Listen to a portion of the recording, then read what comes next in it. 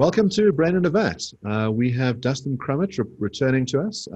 His last episode was on the ethics of eating meat, and now we're going to be talking about the ethics of COVID.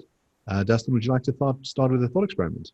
Suppose it turned out that the only realistic way to get through the pandemic was through something like infection-acquired herd immunity. Just enough people get infected, and therefore enough people are immune that the spread of the disease kind of peters out, right?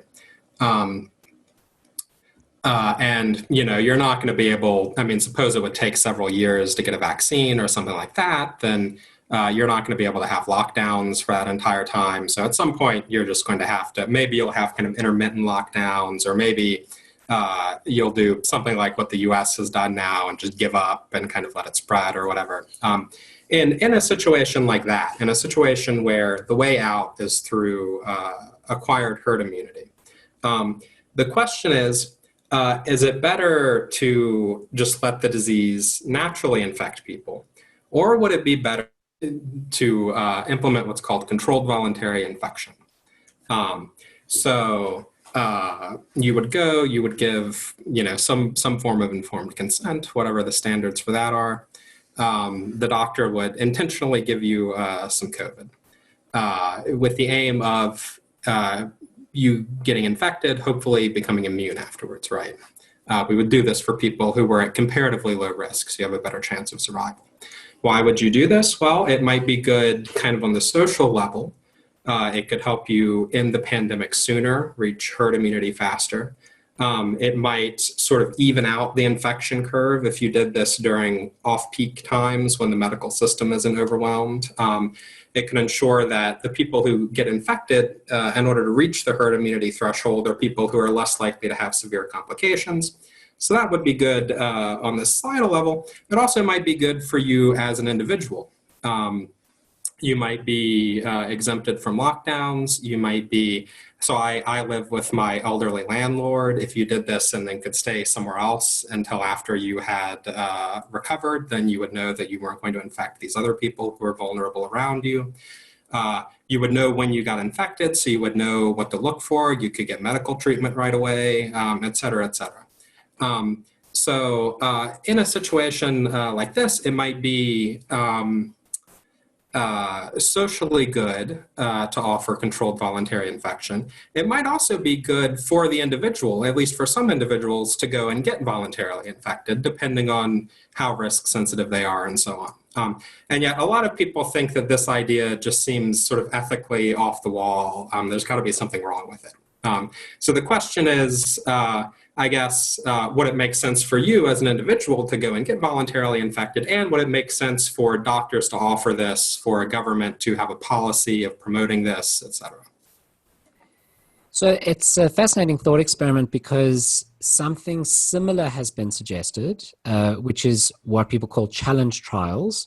And this is where you infect people voluntarily and purposely, intentionally with COVID, but you give them a vaccine, and it's a way to test the validity of the vaccine. Your suggestion is more is bolder.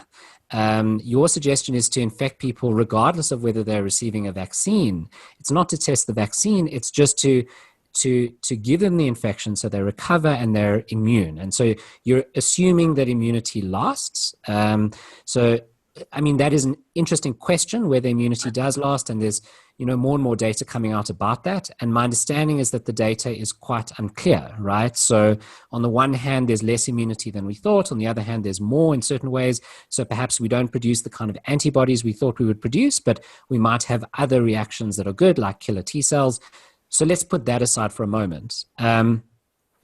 I'm wondering whether the reason why people react badly to this kind of suggestion and say there must be some kind of ethical problem is perhaps they're thinking about something along the lines of justice as an analogy. So in the criminal justice system, imagine we had a kind of a principle that could, in principle, decide whether someone was guilty or innocent, and it got it right 90% of the time. Okay, so 90% of the time it sent the right people to prison, and 10% of the time it didn't. So perhaps there's some innocent people that would be sent to prison, but overall, it got it right 90% of the time. I wonder whether we would think in that kind of situation that kind of justice system would be problematic if it was some kind of computerized in principle solution to the problem, kind of an automated jail people who we think did X, Y, Z for these reasons. I wonder whether there's not a similar problem here. We think that it's a problem when you send even one innocent person to prison. Perhaps there's one person who you infect with COVID voluntarily and intentionally who wouldn't have been infected but dies. I wonder whether there's not a similar kind of objection here, that even if you save a bunch of people, even if just one dies unnecessarily, that's a problem. Mm-hmm. I think that is at least a big part of what the worry people have is. Even if this saves lives on balance, it may result in some people dying who wouldn't have died otherwise. And furthermore, not only are they dying and they wouldn't have died otherwise, but they're dying because you did something. You didn't just allow them to die, you infected them intentionally. So I think that's the source of the worry. So what I want to argue in this paper that's coming out in bioethics is set aside kind of the empirical angle here. I don't know whether this would be a good policy decision. Like I said, there are some ways, good progress has been made on vaccines and stuff. There are some ways that I think the empirical side of the proposal has become weaker over time as we've learned more.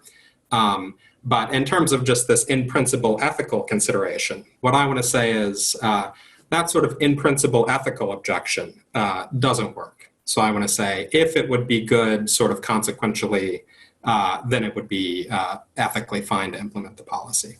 Why I think that? I guess I sort of give three main arguments. One is just an argument from informed consent. In general, in medicine, we think that if you give informed, uncoerced, et cetera, consent to something, then even if it's somewhat risky, even if it might wind up harming you where you wouldn't have been harmed, then that makes it okay. There are certain limits to that, maybe. We can talk about those, but I try to argue those limits or the defeating factors probably aren't present here. So if you want to do this, you understand the risks, you want to do it either out of pro-social motives or, for some kind of self-interested reason, then that sort of defeats your consent, your autonomous consent, sort of defeats the reason we would have not to do it. A second one is a variation on this argument that's given by Caspar Hare, who's a philosopher at MIT. Caspar Hare wants to argue that in situations exactly with this structure, you're going to take a course of action, it's going to help more people than it hurts, but because you don't know who it's going to help and who it's going to hurt, it's going to help more people than it hurts. It's going to hurt some people who wouldn't have been hurt. And because you don't know who's going to be helped and who's going to be hurt, expected utility for everyone is increased, even based on the information available to you, even though some people are going to be hurt who in fact wouldn't have been. Hare has these very convoluted thought experiments where if you think about, say, the ordinary trolley case, I'm going to flip the switch and the trolley will hit someone, or I have to push someone in front of a trolley and they'll die. Some people think you can't do that because you're killing a person even though you're saving more lives, right? Hare gives these variations where the people are all in sort of luggage trunks and you don't know who's located in which place. So I know that if I push, I know that Mark is in one of their 5 suitcases on the track, 1 suitcase on the footbridge. I can push the luggage trunk and slow down the trolley and save the 5 people on the track. I know that Mark is in one of these 6 suitcases, but I don't know which one. And I know that Jason is in one of these 6 suitcases, but I don't know which one. And so I think, look, if I push, then there's a 1/6 chance that I kill Jason, but there's a 5/6 chance that I save Jason. And so acting in the interests of each person can implement this policy, even though I know that someone will be hurt. And Hare has some other arguments for why that should be your diagnosis in this case. If it's the case that expected benefits to the people who volunteer are positive, in fact, some people will get unlucky and have severe complications or die. But in general, going in, you have accurately judged that this is likely to be a good thing for you on balance, taking the risks into account and so on. Then I want to argue it may be similar to the Hare type case. Some people are in fact going to be hurt who wouldn't have been hurt, but everyone's expected interests are increased, and that makes it all right. The third argument I give is what I call an argument from precedent. People used to practice what was called variolation, which was infecting people with a less virulent strain of smallpox so that they could get over it, have immunity, not catch a worse version of smallpox later on, hopefully. Some small percentage of people for whom this was done died. Presumably some of those people wouldn't have died otherwise. Maybe they never would have caught smallpox at all. But we knew that this increased your chance of survival going in, right? And we also knew that it saved most lives on balance.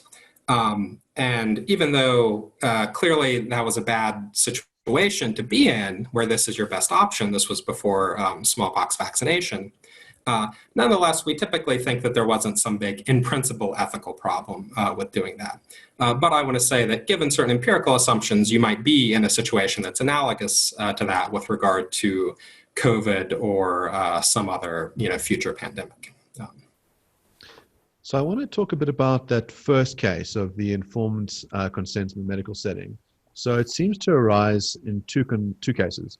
The first is, let's say you have a severe disease and the doctor says to you, look, there's an experimental treatment which we can give you to cure your disease. It may work, it may not work. There's some uncertainty about it, but you can take the experimental therapy and maybe you'll get the benefit of being cured of the disease. Maybe you're going to get some pernicious side effects we haven't seen. And so you've got some level of information, you've got some missing knowledge, but you've got a health benefit. In other words, you'll be cured of the thing. The other case would be, we say to you, look, you don't have a disease, but we want to find out if we can give you this treatment or this exposure to something so we can help develop a cure for the sake of others. So you're like a test subject in a lab and we sort of give you some information about what we think will happen to you. Again, we don't really know all the cases. And those are the sort of primary cases we say it's okay to do this provided the person consents. I suppose what I wonder with here is the benefit to the person is it's definitely not curing anything. We're guaranteeing you that you're going to get COVID. Okay, and if you just locked yourself up in your room until the vaccine arrived or until the pandemic was over, you wouldn't get it. Okay? But what you're getting is something else. Assuming that you've got some kind of immunity, you've got the freedom of an ordinary citizen to carry on about your life. So you get that kind of benefit, but it's not a medical benefit. The other one is really the sort of benefit for others. In other words, if you get sufficient herd immunity, then the virus peters out. It doesn't have enough people to infect, and therefore it is to the benefit of people who are vulnerable, who if they got it would have a higher likelihood of dying. And it seems like we're really much more in that second case. I suppose one of the concerns about any of these kind of consent is what degree of information is necessary. So how much do we require our subjects to know before we take their yes seriously? And are there certain things where we say, well, maybe the person in principle cannot know certain things. So for example, in the early stages of the pandemic, it wasn't clear to us how much of a risk hypertension was. A lot of people have hypertension on its own. It doesn't seem to pose many health risks. You're not going to die of hypertension. But hypertension plus COVID, your mortality risk goes up quite significantly. So how much do we want our subjects to know before we say you can participate? Right. So I think there are two issues that come up there. One is about what are the person's reasons for wanting to do this. The other one is this more general question maybe about the standards for informed consent. So regarding the first set, so we can distinguish, maybe they have kind of general altruistic reasons for wanting to do it. They want to contribute to ending the pandemic sooner or something. Maybe they have non-medical reasons for wanting to do it, or maybe they have medical reasons for wanting to do it. And I think that any of those could be okay, basically, is going to be the answer. So maybe they have altruistic motives. It's a little hard to think of many other medical cases apart from infectious diseases where you would have altruistic reasons for wanting to undergo a medical procedure or something just because your health is mostly sort of independent from that of other people. There may be some, but there are also other cases where we agree that people can sort of willingly undertake risks for the sake of other people. You can, become a firefighter or something, even if that imposes certain risks on you. I mean, maybe if the risk of death by COVID, say, was too extreme, you would think that people can't legitimately do that or something. But at least if you're sort of a young, otherwise healthy person, that's probably not the case, I think. A second case, suppose that they want to do it for non-medical reasons. Well, we do let people consent to medical procedures in order to get non-medical benefits. So lots of elective surgeries are like this. If you want, some sort of plastic surgery or something. And I actually talked in the paper, there are some plastic surgeries that, are offered that likely have a higher risk of death than does being infected by COVID for a young and healthy person. The third issue, medical reasons, it could be, depending on the situation, it could be that you actually do have some medical reasons for wanting to consent to controlled voluntary infection. So in the herd immunity situation, if it looks like a pretty substantial portion of the population is going to get it anyway, eventually, and maybe particularly suppose you work in, you're an essential worker and you have to go in and interact with people. You might realize at that point that at some point you're pretty likely to get it anyway. And if that's right, then it might be safer for you to get it in some sort of controlled environment where we can give you the minimum dose needed to produce an immune response, can observe you. You'll be able to get treatment right away because you'll know what it is and so on. So it may be that there are even medical reasons that people, personal medical reasons that people would want to consent. So the second issue was about what the standards for informed consent. How much information do we feel is necessary for the person to have informed consent? Because there's different kinds of consent. There's just the raising my hand where I say, I agree. And there's raising my hand after I've read all the terms and conditions. And then the third is once you've checked that I actually understand. So you might think that given that there's a risk of my death, that the degree of information is going to be quite important, and you might think that I've got to be a certain sort of person. So you might think, for example, I can't be a child, that a child can't really come to grips with the risk and know what those risks are and reconcile themselves to it. You might think that I've got to have, let's say, a certain level of intellect, that you couldn't do this on someone who was let's say either very emotionally damaged, someone who was, let's say, highly depressed or highly anxious, or someone who was intellectually incapacitated, that they have to have this ability to truly reflect on the consequences. The other kinds might be the kind of coercion cases. So maybe you've got someone who says, well, I do work in this industry where if I'm not immune, I'm going to lose my job. And other people who are immune, who've gone through it, are able to work because they kind of, aren't posing risk to others. And so as much as I wouldn't like to get COVID, I'll do it because there are these coercive financial reasons on me. Or my employer is coercing me and saying, if you don't go through this, you're fired. So those are the things that might start to undermine consent. And then there's the knowledge of what COVID's going to do to you as well, in which there's some sense in which we maybe have more information over time. Is there some point where we go, well, you have sufficient information? You might never know all of it, but there's, we can try and give you as much as we know. How do we draw those parameters about what constitutes sufficiently informed consent? Right. Good. Yeah. So regarding the first point, I think there definitely are certain, I mean, so we don't let children consent to things, though we do let sometimes their parents or guardians consent on their behalf to certain things, right? I agree, children probably should not be intentionally infected with COVID. Otherwise, yeah, there are certain standards you need to meet in terms of mental competence, maybe in terms of demonstrating that you understand the relevant information and so on. I'm inclined to think that those are, I mean, there's sort of broader problems that come up regarding informed consent in medical ethics generally, whether you're consenting to an experimental treatment or an elective surgery or whatever. And so I think that I can just sort of adopt whatever the best account of that is generally. Now, this second worry was about sort of, could this create social conditions where people are sort of coerced into consenting? And this I think is a quite serious worry, and it may, the controlled voluntary infection case might sort of raise special issues depending on how things play out. So you feel like in order to keep your employment or maybe to get a new job or something, under conditions where lots of people are employed and so on, maybe you feel like you need to consent to this because employers want people who are immune or something like this. Okay.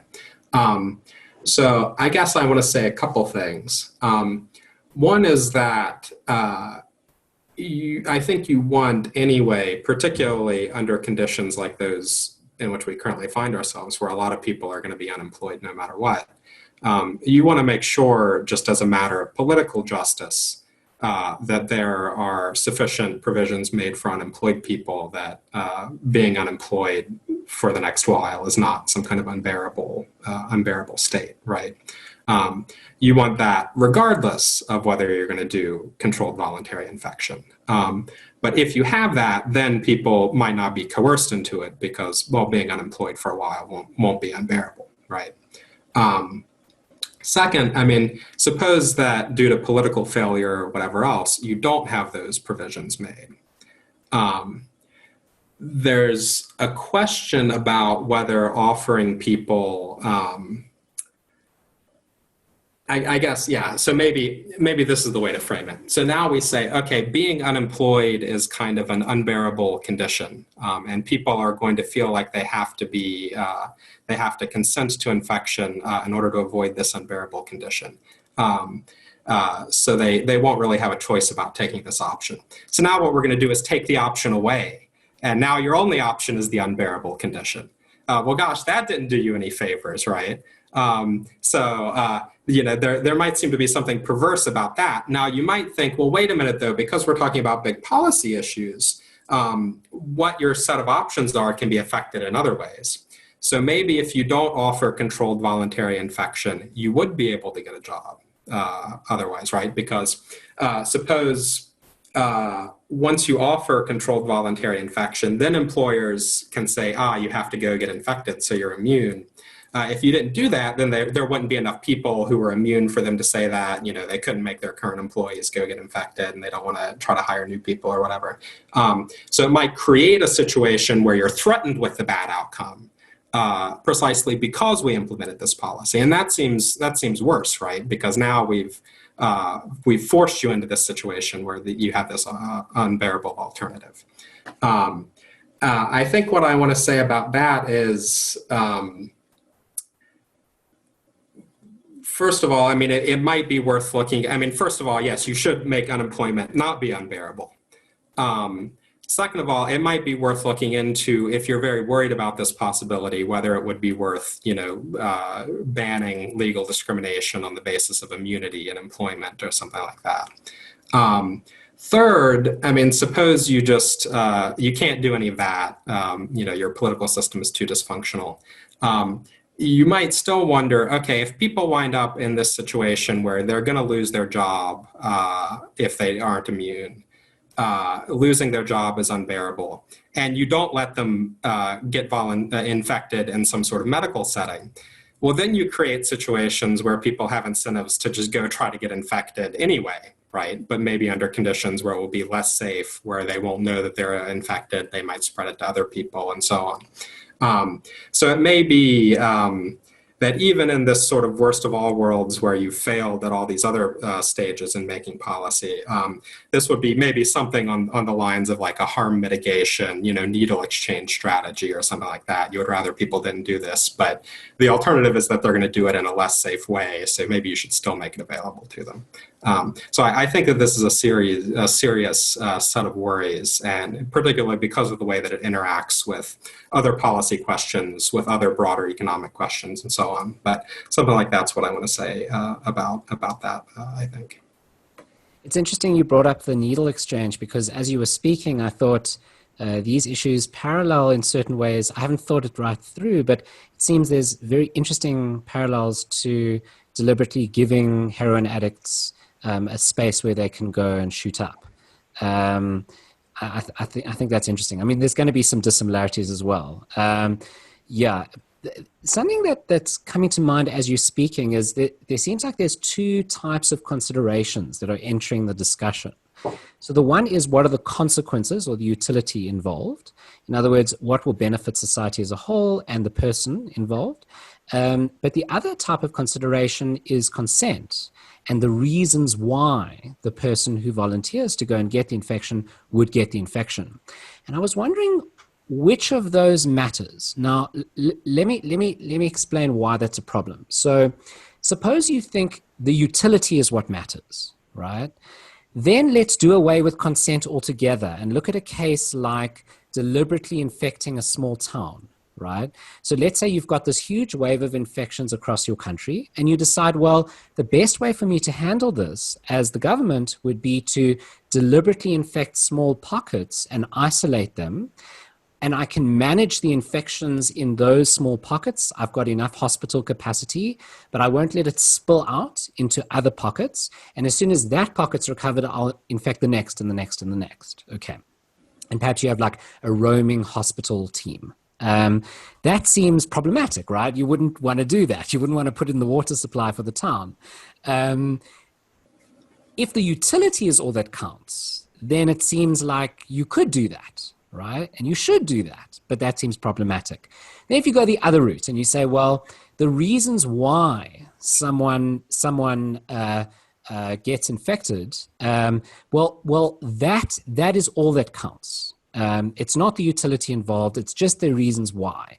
Then that seems problematic as well, because it seems someone, even with reasons that we don't really like, if they say they want to get infected, it seems like we should let them get infected, right? It seems like, let's say they want to get infected because it's fun, okay? Perhaps they're taking bets with their friends, who's going to get the sickest. And they're all taking it very lightly and jokingly, incorrectly so, but suppose that's what they're doing. Do you have the right to stop them from doing so? Assuming that what actually happens, then the expected utility and the actual utility is all positive. So, they all turn out to be fine, and we can expect that they all would be fine. They're all young, healthy people. Even if they have bad reasons for wanting to get infected, doesn't it seem like we should let them?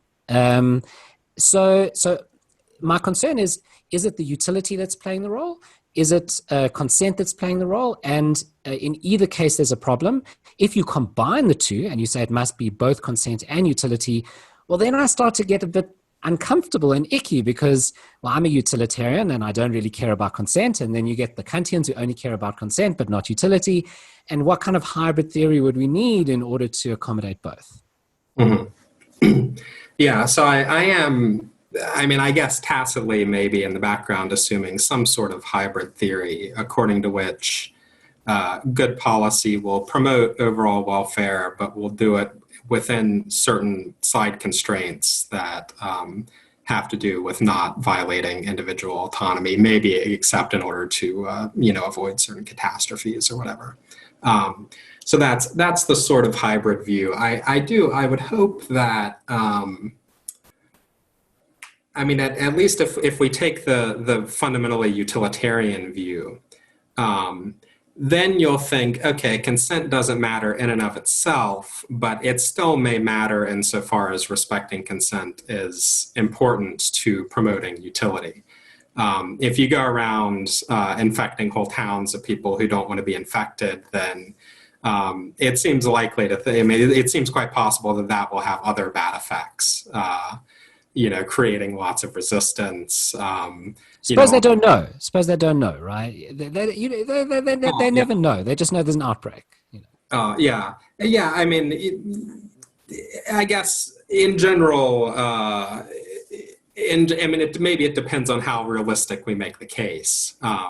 It's a little hard for me to imagine that you could really have a program of engineering outbreaks and not have it leak in any way. And then you would have it would sow lots of distrust for the medical establishment and so on.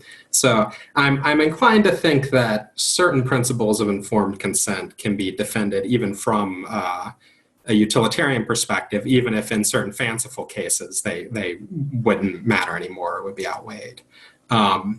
For the opposite view, for the sort of strong utilitarian consent is all that matters. Well, of course, that you consent to something doesn't mean that I have to consent to do it for you, right? The doctor wouldn't have to agree to infect you, and might not if he thinks this is going to be bad overall. Though it might be that view implies that the government can't stop people who do agree to infect you from doing it, right? That's just sort of between the two of you. And at least if you're going to be careful afterwards about not infecting other people, then, that's just your decision. So that would be kind of an alternate route, I think, maybe an easier route of getting to my conclusion that there's no in principle problem with this. Though it would be via appealing to a kind of theoretical framework that actually I reject. So that's why I don't take the easier route, I guess. But so what's interesting to me is that you don't want to answer this question purely in ethical terms. You are thinking about the social implications. And one of the things that I think you've built in is this notion that those that go and get voluntarily infected should also get some free stuff. So in other words, they should be given free medical care. They should be given quarantine facilities. And obviously that has some costs associated with it. It's imagine the sort of, if you're thinking about the private actors who are hurting each other, let's say Jason and I organize a backstreet bare knuckle boxing fight, and we sign waivers and knock each other's faces in and break each other's noses, and we say, yeah, that's fine, you consented to that, no problem, you've got harms, but you did it for whatever motives you had, and we don't really need to interrogate those motives. But when both of you arrive at the public hospital and say, please stitch us up for free at the expense of society, then maybe we recoil a little bit and go, hold on a second, I'm not so sure if we should be subsidizing your bare knuckle, bashing contest. And, there's an analogy with, getting, infected with COVID when you say, well, as society, we should pay for your treatment. It's one thing to say, well, look, if you want to go and do this on your own and not cause an effect on others, in other words, your bare knuckle boxing fight's not spraying out into the public and you're just hitting people wildly like you would if you got infected and then carry on your life while you were infectious. But we might also think, but if you're going to do that, you need to carry the medical costs. You need to go to a private hospital if you need it. You need to have your own quarantine facility, stay at home, locked up. And that getting the state to subsidize this has these other kinds of financial costs and maybe moral costs. Yeah. So that might be right. So if we take the sort of hard right libertarian view, say that, well, if two people consent to this, then that's their business. It might. I guess really, depending on how you flesh out that view, it might even be difficult to justify taxation and stuff to begin with. But more broadly, I guess we can say, if we want to, particularly if we think this is going to be bad for society or bad overall, and we want to disincentivize this, well, then we don't have to support this by offering you a quarantine facility or medical care or whatever. You might think if we don't offer that, then it's more likely that these people who are intentionally getting infected are going to go off and infect other people. And so you might think that in that case, we have more grounds for banning it because they're going to wind up posing a threat to others, maybe unintentionally. Yeah. When you choose who you're going to infect intentionally, do you just infect people who are not at high risk of mortality from the disease? Because it seems like the people who are at high risk of dying if they get infected, those are the people who would most benefit from being immune, right? And so those people might say, well, given that it may be inevitable that I'm going to catch it eventually, assuming that a vaccine is far away, I would much rather get it under controlled circumstances, controlled conditions, and perhaps get the right dose of the disease that won't be too harmful, but just enough to give me immunity. But then if that's the case, if we start infecting those people, I wonder whether we're not moving into reckless consent or consent for reckless procedures. So, for example, let's say someone has a mosquito bite on their finger. It'll heal within a day or two, but it's very itchy, and they go to their doctor and they say, can you please amputate my hand? Or while you're at it, just amputate my arm. I mean, the patient has consented, right? There is informed consent. They understand exactly what amputation is. And the doctor says, well, no, I mean, I could just give you some cream for I could give you some cortisone to stop the itch. And the patient says, no, I prefer the amputation. It seems like the doctor would be wrong to amputate their limb. But they've consented, right? Right. And this seems like a similar kind of case to the person who would be very severely threatened by being infected. Right. Right. Yeah. So I definitely agree that there are these cases where someone consents to something and you shouldn't do it. Maybe that means that it's not really valid consent. You think someone couldn't possibly be, competent and make this sort of decision or something. Or maybe you think there's some other moral principle that comes into play where they have given valid consent, but you shouldn't do it for some other reason. Now, if we imagine the person who is in the high-risk group, would it be good to offer this to them? In the case of people who are not in the high-risk group, there are kind of more possible reasons, right? You want them to volunteer so that the people in high-risk groups don't have to get infected, right? You want to build herd immunity among these other people. They have non-medical reasons for wanting to kind of get it over with and go out and do stuff that maybe are less. I mean, the people at the high-risk group want to do that too, but they also have these countervailing reasons that make these kind of less weighty as compared to the risk of infection. So it's sort of all of the weight, if it is a good idea, like a rational decision for them to agree, all of the weight would have to fall on the medical reasons, the thought that this will be safer for them. So if it's not, then we can say, okay, that maybe you shouldn't offer it to these people on kind of social welfare grounds. But that doesn't mean you shouldn't offer it to people in low-risk groups because there are additional reasons for wanting to offer it to them. On the other hand, if it does make them safer, yeah, look, sorry, Grandma, but you probably are going to get infected, and like it's better that it happened.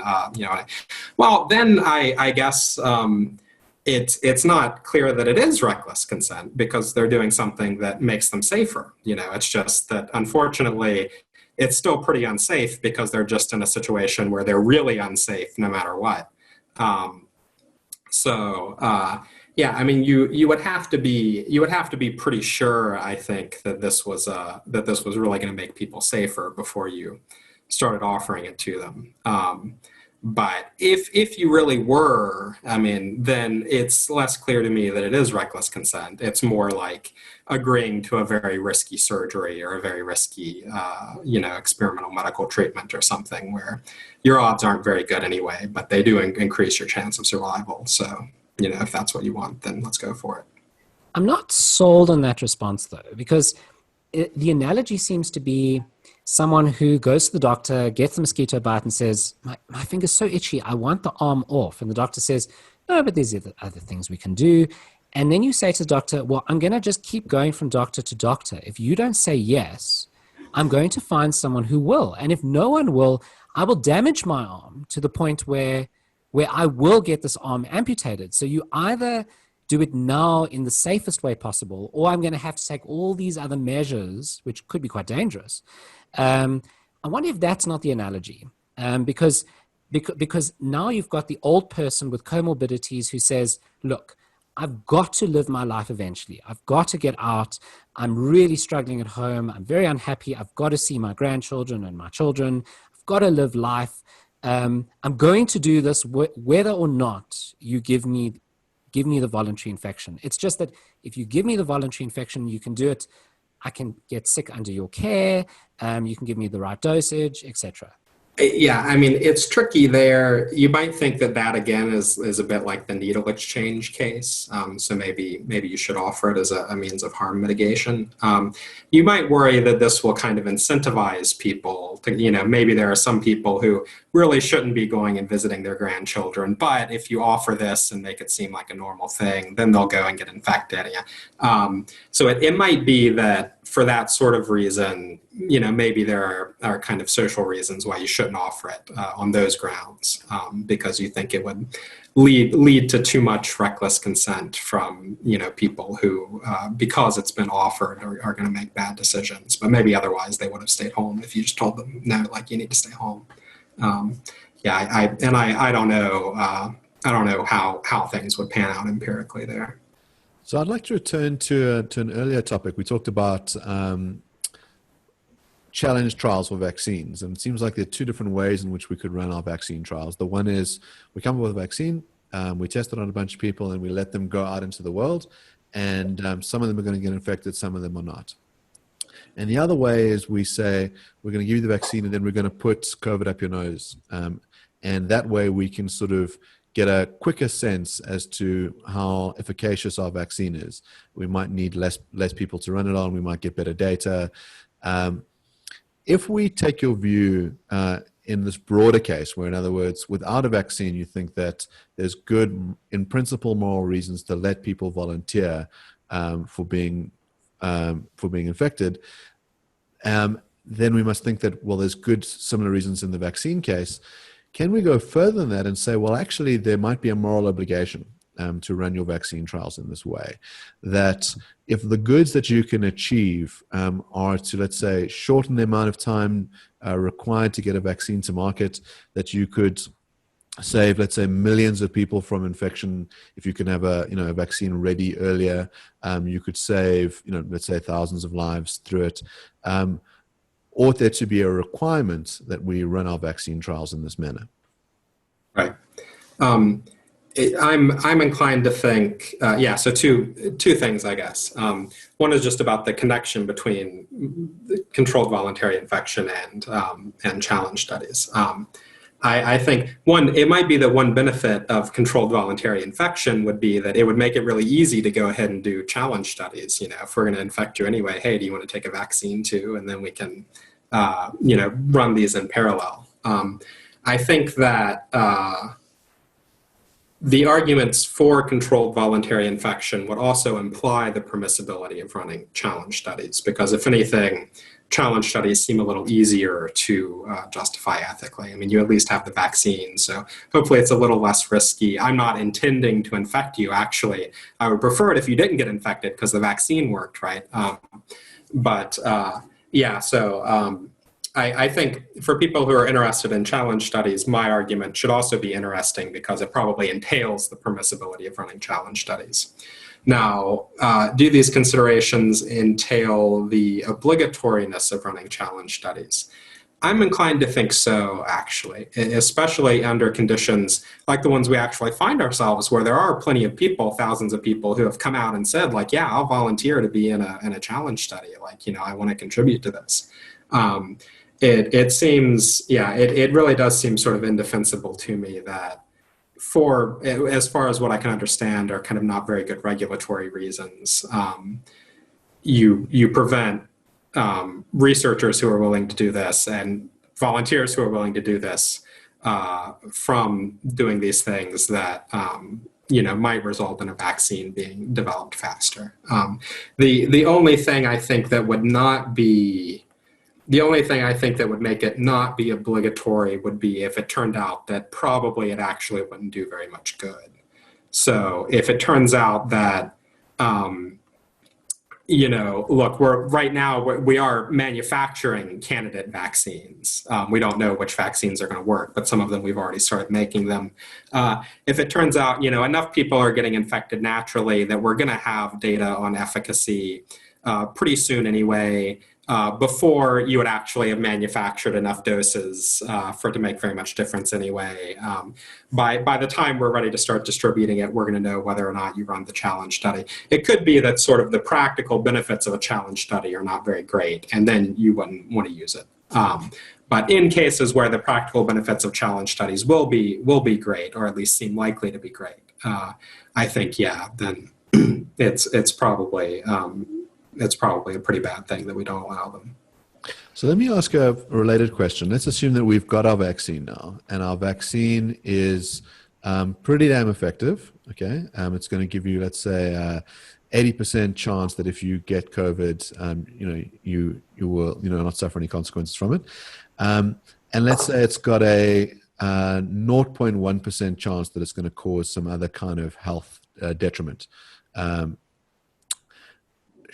Under those circumstances, would it be permissible for states to make it mandatory for you to get a vaccine? Do we think that people could be forced against their will to be vaccinated? Given that having a lot of people vaccinated is going to help on the herd immunity front. It's not mere paternalism. It's not just because we think it's in your interest. We think it's in society's interest to have mass vaccination.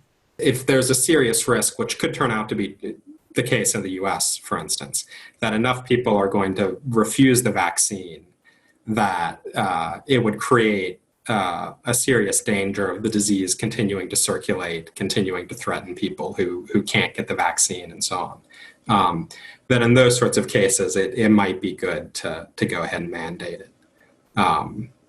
In situations where, there's going to be enough voluntary uptake anyway, and, the people who refuse mostly are going to just be threatening each other, and maybe in that case, it would sort of cause more problems to mandate it than it would be worth, or something like that. I wonder whether there's not a similar question to be asked about consent to be voluntarily infected without the vaccine, right? Mm-hmm. I wonder whether you're obliged to volunteer, especially if you don't have underlying health conditions. Given that it has social benefits, that you can't then go and get infected without knowing and spread the virus. This way, you're in quarantine, you get better, and you no longer spread the virus. Do you think you're obliged to volunteer to get infected?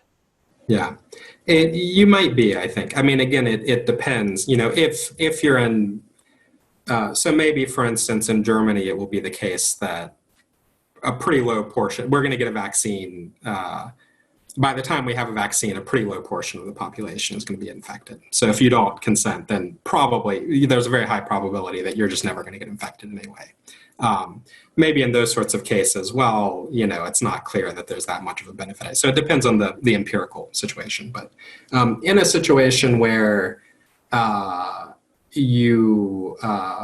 there really is a good chance that you're going to be infected at some point. It's just that it's going to be more dangerous for other people and maybe more dangerous for you. Yeah, I'm inclined to think that you might be obliged. It will depend a little bit on what the possible costs are and how big the social benefits are and so on. But yeah, I mean, in general, I guess if you can do something that either is beneficial to you or has a fairly small risk and that prevents much more serious risks to other people, then you might have an obligation to do it, I think. I mean, I think this is very interesting because I'm going to hand this over to Mark in a moment because Mark is more libertarian-minded than I am. But I think libertarians would go nuts at that idea, right? So not only is it obligatory for me to get a vaccine, but it's obligatory in the absence of the vaccine for me to get infected. I think libertarians would just throw up their arms. Oh, yeah. So I do want to be clear. I wasn't saying that it should be mandated that you get infected. I was just saying you might morally have an obligation. Okay. All right. Well, if we go to moral obligation, it's not too far a skip and a hop to mandating it, right? Well, I mean, I don't know. There are lots of things that people are allowed to do that there are lots of immoral things that are not prohibited and lots of obligatory things that are not mandated legally. You get into other questions, both about, consequential considerations and, maybe more deontic considerations about what you can force people to do and stuff. So I think there are interesting ethical questions there, but I think the jump from it being morally obligatory to it being permissible to mandate it it's not trivial. Yeah, to my mind, it seems like there's going to be a big difference between saying, what is going to have the best consequences, and what am I obliged to do? So, some utilitarians have to bite this very difficult bullet, which is that they have to maximize the good, which requires them to make massive sacrifices, like donating most of their income to charity, possibly donating a kidney because they could save someone's life. So I think utilitarians might have to bite that bullet. Guys like Peter Singer might have to bite that bullet. But if you think, well, no, my obligations are not to cause harm to others, and that my duties are generally negative, and that maybe I've got some kind of Kantian altruistic duties, but I have some obligations to be virtuous, but not the never-ending type that the sort of maximizer has to take on board. There's going to be those differences. And as you point out, entrenching something in law can have all these negative consequences. So once you start to say, well, for example, a good example where we think there's a difference between what's moral and what's legal, we might think it's immoral to cheat on your wife or to blaspheme, but we don't think the state ought to introduce criminal sanctions for these things. And we also might think that there are things that are beyond the call of duty, so that are supererogatory. So we might praise the person who donates a kidney or puts themselves to the challenge trial, but not think that we're obliged to do so. And we certainly don't think that the state can force us to do that against our will. So, I mean, Jason's right to point out that there are hops, skips, and jumps, but there might be jumps over very firm barriers where we start to say, well, we can quite neatly put these things in different categories, and that once we understand those categories correctly, we can see how we can draw a firm line in the sand. Well, Dustin, I want to say thank you very much for a delightful conversation. It's an important topic. The show we often deal with things that are whimsical and fun and only useful in the abstract. And this is something that has very real world consequences, not just for individual choice, but for working out what governments ought to do.